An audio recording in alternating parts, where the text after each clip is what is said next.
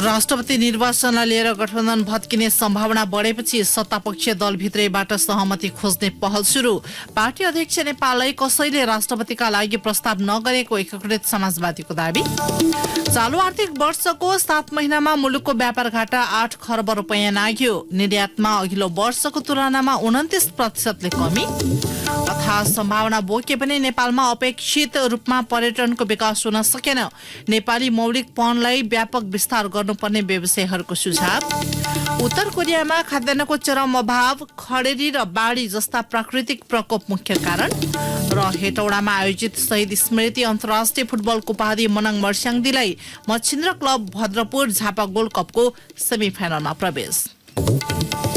नमस्कार, कान्तिपुर डायरीका साथमा साथी पूजनी र म पार्वता। समाचार अब विस्तारमा। प्रधानमन्त्री पुष्पकमल दाहाल र एमाले अध्यक्ष केपी शर्मा ओली बीच राष्ट्रपति उम्मेद्वारका लागि सत्ता गठबन्धनभित्र छलफल गर्ने सहमति भएको छ। राष्ट्रपति चुनावका कारण गठबन्धन भत्किने सम्भावना बढेपछि दुई दलका नेतृत्वले गठबन्धनभित्रैबाट सहमतिको पहल गरेका हुन्। राष्ट्रपति उम्मेद्वारको विषय पेचिलो बन्दै गर्दा उम्मेद्वार चयन गर्न सत्तारूढ सबै दलसँग छलफल गर्ने सहमति भएको प्रधानमन्त्री दाहालको सचिवालयले जनाएको छ। प्रधानमन्त्री निवास बालुवाटारमा बिहान दुई नेताहरू बीच भएको छलफलमा राष्ट्रपति उम्मेद्वारमा सत्तारूढ दलको साझा व्यक्तिको नाम टुङ्गो लगाउने प्रयास गर्ने सहमति भएको हो। प्रधानमन्त्री दाहालसँगको भेटमा एमाले अध्यक्ष ओलीले गठबन्धनको मर्म र उद्देश्य अनुरूप अघि बढ्न प्रधानमन्त्रीलाई आग्रह गर्नुभएको थियो। सरकारको नेतृत्व गरिरहेको माओवादी केन्द्रले राष्ट्रपतिमा राष्ट्रिय सहमति खोज्ने प्रस्ताव गरेपछि सत्ता घटक एमाले सरकार निर्माण गर्दा सहमति अनुसार अघि बढ्नुपर्ने अडान राख्दै आएको छ। राष्ट्रपति निर्वाचन कार्यतालिका अनुरूप शनिबार राष्ट्रपति पदका लागि उम्मेद्वारको मनोनयन दर्ता गर्ने समय निर्धारण भएकाले दलहरूले आन्तरिक छलफललाई तीव्र बनाएका छन्। राष्ट्रपति निर्वाचन यही फागुन 25 र चैत्र 3 मा उपराष्ट्रपतिको चुनाव हुँदैछ। यसैबीच एकीकृत समाजवादीले आफ्ना पार्टी अध्यक्ष माधव कुमार नेपाललाई राष्ट्रपतिको प्रस्ताव अहिलेसम्म कुनै पार्टीले नगरेको दावी गरेको छ। पार्टी कार्यालयमा आज बसेको सचिवालयको बैठकपछि वरिष्ठ नेता झलनाथ खनालले पार्टीमा राष्ट्रपतिको प्रस्ताव नआएको बताउनु भएको हो। अध्यक्षले अहिलेको परिस्थितिको सन्दर्भमा भेटघाटको सन्दर्भमा पनि रिपोर्ट गर्नुभयो, तर राष्ट्रपतिको प्रस्ताव हाम्रो पार्टीलाई आएको भन्ने चाहिँ त्यस्तो रिपोर्टिङ भएन। त्यसको अर्थ अहिलेसम्म हाम्रो पार्टीलाई राष्ट्रपतिको प्रस्ताव आएको भन्ने कुरा जो बाहिर हल्ला छ नि, त्यो हल्ला चाहिँ हल्ला मात्रै रहेछ भन्नु पर्यो। यसैबीच एकीकृत समाजवादीले राष्ट्रपतिको निर्वाचन र त्यसअघि बन्ने समीकरण बारे सबै राजनैतिक दलहरूसँग छलफल गरेर अघि बढ्ने निर्णय गरेको छ। वरिष्ठ नेता खनालले भन्नुभयो, सबै सम्बन्धित राजनीतिक पार्टीहरूभित्रको समझदारीको कुरा हो। त्यो समझदारी कसरी विकास गर्छ अहिले अब हामीले वार्ता गर्ने कुराहरू गरेका छौँ। सबैसँग हामी वार्ता गर्छौँ। यो समीकरणको बारेमा पनि राष्ट्रपतिको निर्वाचनको बारेमा पनि हामी सरकार राखेर सबैसँग छलफल गर्छौँ। राष्ट्रपतिको प्रस्ताव आएको खण्डमा सम्भावित समीकरणका लागि सबैसँग संवादको ढोका खुला राख्ने नीति एकीकृत समाजवादीले बनाएको छ। बैठकमा पार्टी अध्यक्ष माधव कुमार नेपालले पनि पछिल्ला राजनैतिक घटनाक्रमबारे ब्रिफिङ गर्नुभएको थियो। लोकतान्त्रिक समाजवादी पार्टी लोसपाले राष्ट्रपतिमा महन्त ठाकुरको नाममा राष्ट्रिय सहमति गर्न नेपाली कांग्रेससँग आग्रह गरेको छ। आज बिहान सो पार्टीका शीर्ष नेताहरूले कांग्रेस सभापति शेरबहादुर देउवा सहित नेताहरूलाई भेटेर राष्ट्रपतिमा लोसपाका अध्यक्ष ठाकुरको नाममा राष्ट्रिय सहमति गर्न आग्रह गरेका हुन्। धुम्बाराही स्थित देउवा निवासमा अध्यक्ष ठाकुर सहित वरिष्ठ नेता राजेन्द्र महतो, नेताहरू सर्वेन्द्रनाथ शुक्ल, अनिल कुमार झा लगायत नेताहरूले राष्ट्रिय सहमतिका लागि ठाकुर सबैभन्दा उपयुक्त पात्र हुने प्रस्ताव गरेका हुन्। कांग्रेस नेताहरूसँग भेटपछि नेता सर्वेन्द्रनाथ शुक्लले अध्यक्ष ठाकुरलाई राष्ट्रिय सहमतिमा राष्ट्रपति बनाउन प्रस्ताव गरिएको बताउनुभयो। भेटमा कांग्रेस सभापति देउवाले त्यसबारे पार्टीले अहिलेसम्म कुनै पनि निर्णय नलिएको भन्दै ठाकुरको नाममा राष्ट्रिय सहमति गर्ने विषयमा समेत छलफल गर्ने आश्वासन दिएको नेता शुक्लको भनाइ छ।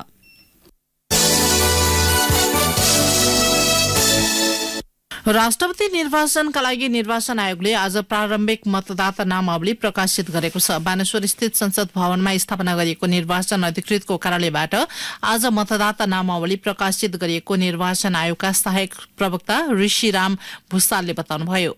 निर्वाचनका लागि संघीय संसद अन्तर्गत राष्ट्रिय सभाका 59 र प्रतिनिधि सभाका 272 तथा प्रदेश सभाका 550 सांसद गरी जम्मा 881 जना मतदाता छन्।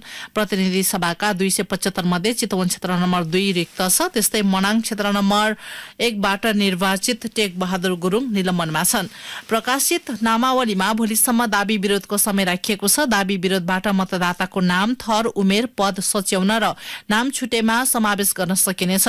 उजुरी माथिको छानबिन गरी पर्सि शुक्रबार अन्तिम नामावली प्रकाशन गर्ने आयोगको कार्यतालिका छ। यही फागुन 25 गते हुने निर्वाचनका लागि उम्मेद्वारहरूको मनोनयन दर्ता आगामी शनिबार हुँदैछ। यसैबीच राष्ट्रपति र उपराष्ट्रपति निर्वाचनमा समेत विद्युतीय मतदान नहुने भएको छ। पुरानो उपकरण काम लाग्ने अवस्थामा नभएको तथा नेपालीले बनाएको उपकरण प्रमाणीकरण नभएकाले राष्ट्रपति तथा उपराष्ट्रपतिको निर्वाचनमा विद्युतीय मतदान नहुने प्रमुख निर्वाचन आयुक्त दिनेश थपलियाले बताउनुभयो।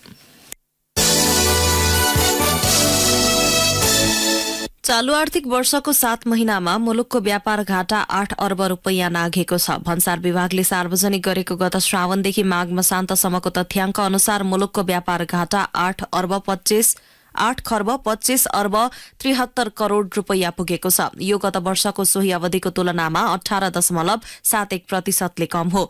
गत वर्ष सो अवधिमा मुलुकको व्यापार घाटा 10 खर्ब 15 अर्ब रुपैयाँ पुगेको थियो। 7 महिनामा कुल 9 खर्ब 19 अर्ब 16 करोड़ रुपैयाँको वस्तु आयात भएको छ। आयात गत वर्षको यसै अवधिको तुलनामा 19.90% कम हो। निर्यात भने 29% घटेर 93 अर्ब 43 करोड़ रुपैयाँमा सीमित भएको छ। गत वर्ष यस अवधिमा 1 खर्ब 31 अर्ब 65 करोड़को निर्यात भएको थियो। नेपालको सबैभन्दा ठूलो व्यापार साझेदार भारतबाट पहिलो 7 महिनामा 5 खर्ब 70 अर्ब 96 करोड़ 97 लाख रुपैयाँ बराबरको सामान आयात भएको छ।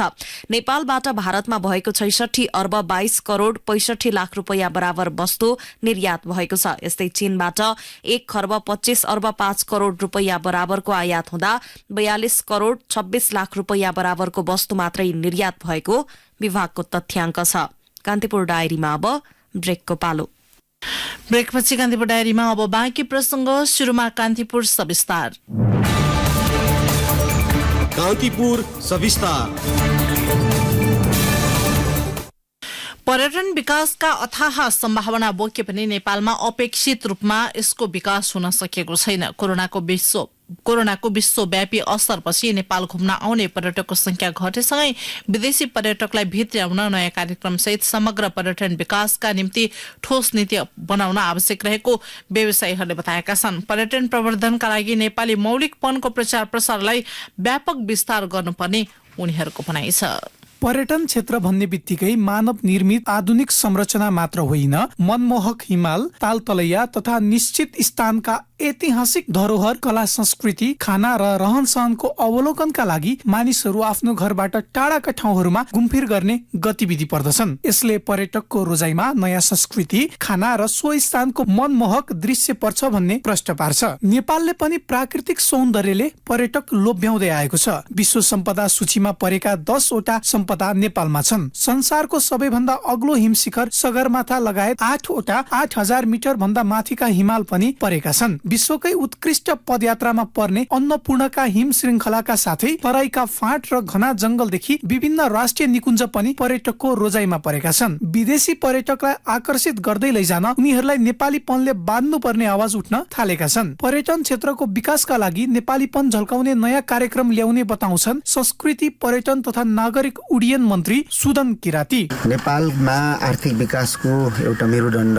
पर्यटन हो र नेपालीपनको पर्यटन नेपालमा हुनुपर्छ। अरू देशको हामीले फोटोकपी गर्नु हुँदैन। प्राकृतिक सम्पदा र मानव सम्पदाको समायोजनबाट नेपाली विशेषताको पर्यटन हुन्छ भनेर यो सिद्धान्तमा आधारित हामी कार्यक्रम ल्याउँदैछौँ। त्यो चाहिँ सङ्खुवासभा पनि पर्छ, भोजपुर पनि पर्छ, मेची पनि पर्छ, महाकाली पनि पर्छ। नेपालमा पर्यटन आगमनको इतिहास खासै लामो छैन। सन् 1950 भन्दा पहिला राणा शासनको बेलामा नेपालमा सीमित संख्याका विदेशीहरू खोज र अनुसन्धानका लागि नेपाल आउने गरेका थिए। त्यति बेला पर्यटन भित्राउने नीति नै बनेको थिएन। सन् 1970 को दशकमा आएर नेपालमा राजमार्गहरू बन्न थालेपछि पर्यटनले व्यावसायिक रूप लिन थालेको जानकारहरूको भनाइ छ। नेपाल विश्वको सामु हिमालयको देश भनेर पनि चिनिन्छ। साथै यहाँका धार्मिक र ऐतिहासिक स्थलहरू पर्यटकको मुख्य आकर्षणमा पर्दछन्। पदयात्रा प्रति बढ्दै गएको पर्यटकको आकर्षण पनि एक हो। त्यसैले अब कला, संस्कृति र खानाका परिकारलाई पर्यटक भित्राउने गतिलो माध्यम बनाउनु पर्ने देखिएको छ। नेपालका स्थानीय र रैथाने खानाको प्रचार प्रसार गर्न सके पर्यटन प्रबन्धनमा टेवा पुग्न सक्ने सम्बन्धित अधिकारीले बताएका छन्। नेपाल पर्यटन बोर्डका सूचना अधिकारी मणिराज लामिछाने भन्छन्, काठमाडौँकै मान्छे अथवा पोखराकै मान्छे तपाईँको तराईतिर गयो भने तराईतिरको चाहिँ अब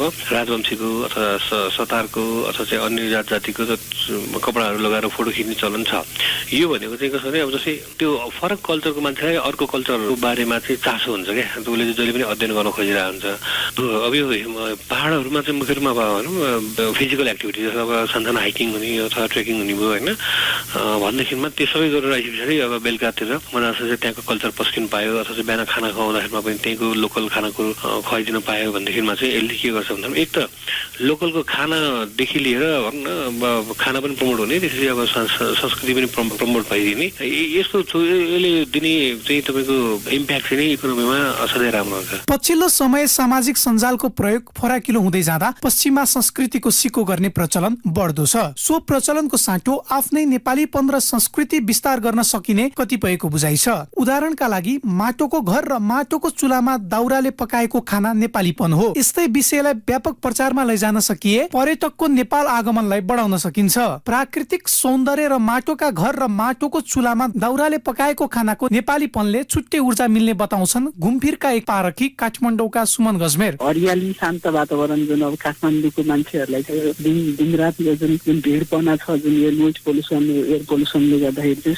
एकदम फेडअप भएर चाहिँ एकदम शान्त वातावरण जहाँ चाहिँ मेन्टल्ली फिजिकल्ली चाहिँ एउटा आनन्द लिन सकियोस्। पोखराबाट माथि लमजुङको त्यो जुन डाँडाहरू छ त्यता हुन्छ भने काठमाडौँ वरिपरिको तपाईँको यो डाँडाहरू छन् नि जुन नगरकोटहरू हो जुन नेपालीपन छ अब त्यस्तो चाहिँ त्यहाँ चाहिँ जुन अहिले पनि तपाईँको यो माटोका घरहरू अनि दाउरामा पकाउने जुन प्रविधि छ यो नेपालको अहिले त सबै यो वेस्टर्न कल्चरले गर्दा सबै कल्चरहरू देखिसके मोडर्नाइजेसनतिर एकदम अगाडि बढ्दै यो के अरे सोसियल मिडियाहरूले गर्दाखेरि त्यही भएर यो नेपाली हाम्रो जुन कल्चरहरू छ होइन डाँडा काँडामा जुन यो मेन्टल्ली फिजिकल्ली नै एउटा एकदमै फाइदा हुन्छ क्या त्यो कुराले। नेपालीपन र यहाँको मौलिकपनले नेपालको पर्यटकलाई दिगो विकासमा लैजान सक्छ भन्नेमा पर्यटन व्यवसायीहरू पनि सहमत छन्। कुनै विदेशी संस्कृति र विदेशी खानालाई नेपाल भित्र आएर होइन नेपाली खानालाई प्रवर्धन गरेर नेपालको पर्यटन विकास गर्न सकिन्छ भन्ने उनीहरूको बुझाइ छ। पर्यटक व्यवसायी एवं ठमेल पर्यटन विकास परिषदका उपाध्यक्ष सहदेव धमला भन्छन्, नेपालको पर्यटन प्रवर्धन नेपालको मौलिकपनसँग जोडिएको हुन्छ र नेपालको मौलिकपनले मात्र नेपालको पर्यटनलाई दिगो बनाउन सक्दछ, न कि आयातित वस्तुहरूको निर्यातबाट नेपाली पर्यटन प्रवर्धन हुन सक्छ भन्ने धारणामा म पनि सहमत छु। जस्तै हामीले जति गरे पनि पिज्जालाई नेपालमा चाहिँ आफ्नो अथेन्टिक फुड बनाउन सक्दैनौँ, जति हामीले नेपाली खाना नेपाली थालीहरूलाई या मोमोहरूलाई नै हामीले प्रवर्धन गर्न सक्छौँ र विश्व बजारमा बेच्न सक्छौँ। र विदेशी पर्यटनको दृष्टिकोणबाट हेर्छौँ या विदेशी पर्यटन प्रवर्धन गर्ने दृष्टिकोणबाट हेर्छौँ या हामीले दिगो पर्यटनको अवधारणाबाट हेर्छौँ भने नेपालको मौलिकपन, नेपालको मौलिकता, नेपालको कला, संस्कृति, सभ्यता र नेपाली खानालाई प्रवर्धन गर्दा मात्रै त्यसले दिगोपन पाउन सक्दछ र नेपालको पर्यटन क्षेत्र विकास हुन सक्दछ र विदेशीहरू त्यही हेर्नका लागि लालायत हुन्छन्। वेशभूषा, रहन सहन र संस्कृति कुनै पनि राष्ट्रको पहिचान हो। नेपाल जस्तो विविधतायुक्त मुलुकका लागि पर्यटन क्षेत्रको विस्तारमा तिनै जात जातिको रहन सहन र संस्कृति विदेशीका लागि रुचिकर हुन सक्ने देखिएको छ। व्यवसायीहरू भन्छन् मौलिक स्वादको खानाको साथै प्राकृतिक सौन्दर्य र संस्कृतिको मिश्रित प्याकेज उपलब्ध गराउन सकेमा पर्यटकको संख्या बढाउन सकिन्छ। रेडियो कान्तिपुरका लागि मनिष अधिकारी। कान्तिपुर सविस्तार।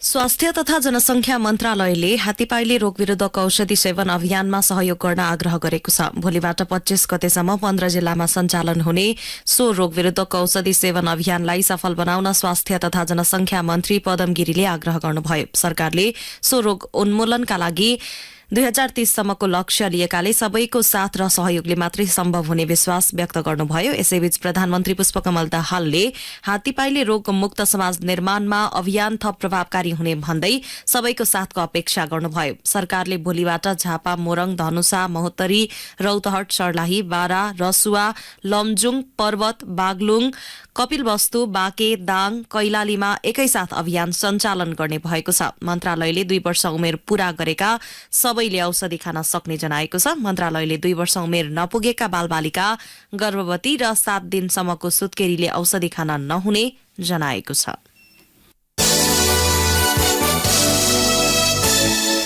नागरिक उन्मुक्ति पार्टीका सांसद अरूण कुमार चौधरीको निलम्बन फुकुवा भएको छ। सभामुख देवराज घिमिरेले प्रतिनिधि सभाको आजको बैठकमा राष्ट्रपतिबाट सजाय माफी भएको र त्यस सम्बन्धी पत्र गृह मन्त्रालयबाट प्राप्त भएको जानकारी गराउनु भएको थियो। चौधरीलाई फागुन 7 मा मन्त्री परिषदको सिफारिस अनुसार राष्ट्रपति विद्यादेवी भण्डारीले माफी दिनुभएको थियो। चौधरीलाई माफी दिएको पत्र प्रतिनिधि सभामा सुनाइएपछि अब सांसद चौधरी सबै संसदीय गतिविधिमा सामेल हुन योग्य भएका छन्। 2066 भदौ 3 मा ट्र्याक्टर जलाएको अभियोगमा 2067 भदौ 2 मा कैलाली जिल्ला अदालतमा चौधरी विरुद्ध मुद्दा दायर भएको थियो। सो मुद्दामा कैलाली जिल्ला अदालतले उनलाई दोषी ठहर गरेको थियो। उनी फरार सूचीमै रहेका बेला कैलालीबाट निर्वासित भएका थिए। कान्तिपुर डायरीमा अब कास्की डायरीको पालो। कास्की डायरीबाट अनिस भट्टराईको नमस्कार। गण्डकी प्रदेश सभामा कार्यव्यवस्था परामर्श समिति गठन भएको छ। सभामुख कृष्ण प्रसाद धितालको अध्यक्षतामा समिति गठन गरिएको हो। प्रदेश सभाको सोमबार बसेको बैठकले 10 सदस्यीय कार्यव्यवस्था परामर्श समिति गठन गरेको हो। समितिमा उपसभामुख बिना कुमारी थापा उपाध्यक्ष र आन्तरिक मामिला तथा कानून मन्त्री रोशन बहादुर गाहा मगर पदेन सदस्य बन्नु भएको छ। समिति सदस्यमा कांग्रेसका बिन्दु कुमार थापा, नन्द प्रसाद नेउपाने, एमालेबाट गोविन्द बहादुर नेपाली र सुधीर पौडेल चुनिनु भएको छ। माओवादीबाट फणिन्द्र देवकोटा, सुशीला सिंहखडा र राष्ट्रिय प्रजातन्त्र पार्टी राप्रपाबाट बिन्दु अधिकारी पहाडी सदस्य बन्नु भएको छ। कार्यव्यवस्था समिति चयन भएसँगै अरू समिति गठनको प्रक्रिया पनि सुरु भएको छ। कास्कीको पोखरा महानगरपालिका 5 पर्स्याङको एक पोखरीमा 4 वर्षीय बालक मृत भेटिएका छन्। सोमबार बेलुकादेखि नै हराएका 4 वर्षीय सुहाउन केसी खुडे पोखरीमा डुबेको अवस्थामा मृत भेटिएका हुन्। सोमबार बेलुका 7 बजेतिर घरबाट खेल्न निस्केका केसी अबेरसम्म घर नफर्केपछि परिवारले प्रहरीलाई खबर गरेको थियो। त्यसपछि खटिएको प्रहरी टोलीले केसीलाई पोखरीमा डुबेको अवस्थामा मृत भेटाएको जिल्ला प्रहरी कार्यालय कास्कीका प्रहरी निरीक्षक ज्ञान खड्काले बताए। पर्वत घर भएका केसीको परिवार पर्स्याङ धारापानीमा बस्दै आएका थिए। मिस नेपाल 2023 का 2वटा विधा अन्तर्गतका फाइनल पोखरामा हुने भएको छ। यसअघि प्रतियोगिता काठमाडौँ केन्द्रित भएको आरोप लागेको भन्दै आयोजक हिडन ट्रेजरले 2 प्रमुख विधाका फाइनल पोखरामै गर्ने जनाएको हो। द हिडन ट्रेजरका निर्देशक प्रमोद कन्साकरले वैशाख 15 गते पोखरामा 2 विधाका फाइनल गराइने जनाएका छन्। पोखरामा पहिलोपटक हुन लागेको अडिसनबारे जानकारी दिन आयोजित कार्यक्रमका क्रममा कन्साकरले त्यसको तयारीका लागि मिस नेपालको ताज पोखरा ल्याइएको पनि जनाए। अवस्था कास्की डायरी आजका लागि यति नै। अनिस भट्टराई बिदा माग्छु। नमस्कार। जिल्ला डायरीपछि कान्तिपुर डायरीमा पुनः ब्रेकको पालो। कान्तिपुर डायरीमा अब आर्थिक प्रसंग। उपप्रधान एवं अर्थमन्त्री विष्णु प्रसाद पौडेलले लघुवित्त वित्तीय संस्थाको समस्या समाधान गर्न सम्बन्धित निकायले काम थालेको बताउनु भएको छ। अर्थमन्त्री पौडेलले लघुवित्तको क्षेत्रमा देखिएका समस्याले ऋणीहरू प्रभावित हुने अवस्था आएको भन्दै समस्या समाधानका लागि सम्बन्धित निकायले काम थालनी गरेको बताउनुभयो। प्रतिनिधि सभाको बैठकपछि संसद भवन बाहिर संचारकर्मीलाई प्रतिक्रिया दिँदै उहाँले लघुवित्तमा देखिएका समस्या समाधानका लागि सरकारवालासँग छलफल भइरहेको जानकारी दिनुभयो। उहाँले विभिन्न चरणमा बैठक बसेर केही महत्वपूर्ण निर्णयहरू समेत भइसकेको दावी गर्नुभयो। धितोपत्र बजार आज दोहोरो अङ्कले वृद्धि भएको छ। शेयर कारोबार मापक नेप्से परिसूचक 33.57 अङ्कले बढेर 2080.38 बिन्दुमा कायम भएको छ। नेप्सेमा आज 47,79,796 किता शेयर किनबेच हुँदा 1,80,32,00,00,000 रुपियाँ बराबरको कारोबार भएको छ। कारोबारमा आएका 13 मध्ये 3 उपसमूहको सूचक घटेको छ। अब अन्तर्राष्ट्रिय प्रसंग उत्तर कोरियाले खाद्यान्नको चरम अभाव झेलिरहेको विज्ञहरूले बताएका छन्। सीमा नियन्त्रण, खराब मौसम र सन्धि सम्झौताका कारण हालका केही वर्ष यता चरम खाद्यान्न अभाव झेलिरहेको बीबीसीले जनाएको छ। खडेरी र बाढी जस्ता प्राकृतिक प्रकोपपछि उत्पादन कम हुँदा खाद्यान्नको चरम अभाव भएको विज्ञहरूको भनाइ छ। चामल महँगो भएपछि धेरैजसो मानिसहरू मकै किनेर खान बाध्य रहेको उनीहरूको भनाइ छ। कोभिड-19 महामारीपछि सीमामा कडाई हुँदा पनि खाद्यान्न अभाव भएको अन्तर्राष्ट्रिय सञ्चार माध्यमले जनाएका छन्। उर्वर खेतीको स्थिति बिग्रन सक्ने भन्दै विज्ञहरूले विनाशकारी अनिकाल निम्तन सक्ने चेतावनी समेत दिएका छन्। रूसी राष्ट्रपति भ्लादिमिर पुटिनले चीनसँगको सम्बन्धलाई अन्य देशले प्रभावित पार्न नसक्ने बताउनु भएको छ। चीनका उच्च कूटनीतिज्ञ वाङ यीसँगको भेटमा राष्ट्रपति पुटिनले चीनसँगको सम्बन्धलाई कुनै पनि मुलुकले प्रभावित पार्न नसक्ने बताउनु भएको बीबीसीले उल्लेख गरेको छ। पछिल्लो समय रूस र युक्रेन बीचको युद्ध विश्वका शक्तिशाली मुलुकका लागि टाउको दुखाइको विषय बनेको छ। अमेरिका र ईयूले रूसमाथि थप प्रतिबन्ध लगाउने तयारी गरिरहँदा चीन र रूसले सबै प्रकारका धम्कीको विरोध गर्ने जनाएका छन्। चीनले रूसलाई हतियार र गोला बारूद उपलब्ध गराउने बारे विचार गरिरहेको अमेरिकाले आरोप लगाइरहँदा बेइजिङले त्यसको प्रतिवाद गरेको छ। अब खेल प्रसंग स्थानीय तह शहीद स्मृति अन्तर्राष्ट्रिय फुटबल प्रतियोगिताको 5औं संस्करणको उपाधि मनाङ मर्स्याङदे क्लबले जितेको छ। हेटौडाको पिप्ले क्याम्पा रंगशालामा आज भएको फाइनलमा हिमालयन शेर्पा क्लबलाई 1-0 गोल अन्तरले पराजित गर्दै मनाङ च्याम्पियन बन्यो। मनाङको जितमा रोशन राणा मगरले खेलको 78औं मिनेटमा गरेको गोल नै निर्णायक बन्यो। उनी खेलको म्यान अफ द म्याच समेत घोषित भए। यस्तै मनाङका दीप कार्की प्रतियोगिताको सर्वोत्कृष्ट खेलाडी घोषित भए। उनले 6 लाख मूल्य बराबरको बुलेट बाइक प्राप्त गरे। विजेता मनाङले उपाधिसँगै 15 लाख रुपैयाँ तथा उपविजेता हिमालयन शेर्पाले 10 लाख रुपैयाँ प्राप्त गरेको छ। माघ 28 गतेबाट शुरू भएको प्रतियोगितामा 12 टोलीको सहभागिता थियो।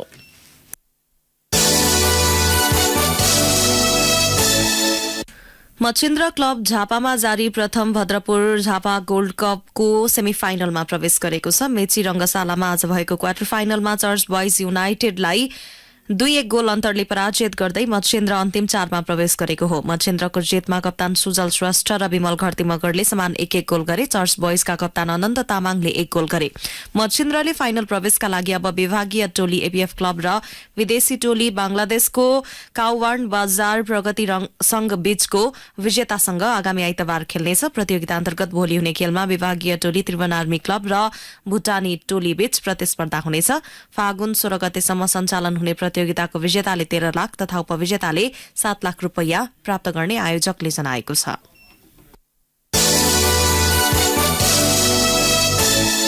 आईसीसी अन्डर 19 विश्वकप एसिया क्षेत्र छनौट खेल्न नेपाली राष्ट्रिय अन्डर 19 क्रिकेट टोली यूएई प्रस्थान गरेको छ। नेपाली यूएईमा पर्सि शुक्रबारदेखि फागुन 18 गतेसम्म हुने अन्डर 19 विश्वकपको एसिया छनौट खेल खेल्नेछ, जसमा नेपालसँगै Hong Kong, Kuwait, Malaysia, Singapore, UAE सहभागी हुनेछन्। नेपाल देव खनालको कप्तानीमा मैदान उत्रनेछ। नेपाल क्रिकेट संघले अन्डर 19 टोलीको कप्तानमा गुलसन झालाई नियुक्त गरे पनि उनले सिनियर टोलीबाट यूएईमै हुने पपुवा न्युगिनी र यूएई विरुद्ध विश्वकप लिग 2 का खेल खेल्ने भएपछि अन्डर 19 क्रिकेट टिमका प्रशिक्षक जगत टमाटाले देवलाई कप्तान चयन गरेका हुन्।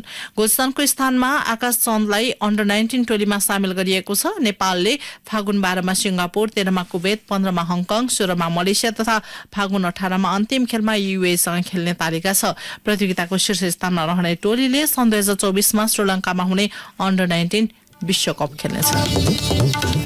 अन्त्यमा बुलेटिनका प्रमुख प्रसंग पुनः एकपटक। राष्ट्रपति निर्वाचनलाई लिएर गठबन्धन भत्किने सम्भावना बढेपछि सत्तापक्षीय दलभित्रैबाट सहमति खोज्ने पहल सुरु।